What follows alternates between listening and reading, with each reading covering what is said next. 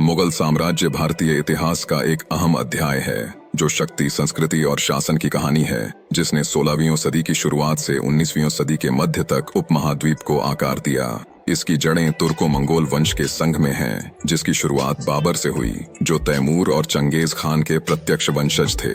अफगानिस्तान से भारत पर बाबर का साहसी हमला मुगल प्रभुत्व के युग की शुरुआत थी, जो केवल एक नए वंश का संकेत नहीं था, बल्कि संस्कृतियों के संगम का प्रतीक था, जो सदियों तक विकसित होता रहेगा।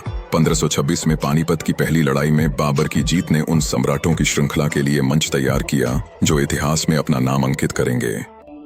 बाबर के बाद हुमायूं के उथल पुथल भरे शासन ने सत्ता मजबूत करने की चुनौती पेश की। शुरुआती हार के बावजूद सिंहासन पर उनकी वापसी ने साम्राज्य की दृढ़ता फिर से स्थापित की, लेकिन अकबर ने साम्राज्य को पुनर्परिभाषित किया, उसकी पहुंच बढ़ाई, धार्मिक सहिष्णुता को बढ़ावा दिया और एक परिष्कृत प्रशासन बनाया, जिसने सदियों तक शासन और सांस्कृतिक संरक्षण का ढांचा तैयार किया। जहांगीर, अकबर के पुत्र, ने विरासत को आगे बढ़ाया, कला को अपनाया और यूरोपियों के साथ आदान प्रदान किया। उनका शासन, जो कलात्मक अभिव्यक्ति के प्रति सहिष्णुता से चिह्नित था, चुनौतियों का भी सामना करता रहा, जो एक विशाल और विविध साम्राज्य पर शासन की जटिलताओं को दर्शाता है।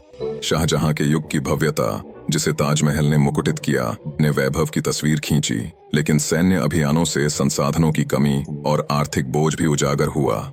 औरंगजेब, अंतिम प्रमुख मुगल सम्राट, ने साम्राज्य का विस्तार चरम तक किया, लेकिन कठोर इस्लामी कानून को प्राथमिकता दी, जिससे क्षेत्रीय गुटों में प्रतिरोध बढ़ा, आंतरिक कमजोरी उत्पन्न हुई और साम्राज्य के पतन की शुरुआत हुई।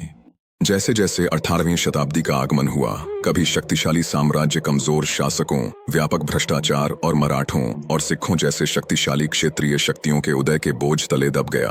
ब्रिटिश ईस्ट इंडिया कंपनी ने इस कमजोरी का फायदा उठाते हुए धीरे धीरे अपना प्रभाव बढ़ाया। इस पतन की परिणति 1857 के विद्रोह के दौरान बहादुर शाह जफर के प्रतीकात्मक नेतृत्व में हुई, जो मुगल साम्राज्य के अंत का अंतिम प्रयास था। मुगलों की विरासत आज भी गूंजती है, विजय और संघर्षों की एक जटिल परत जो आधुनिक भारत को आकार देती है।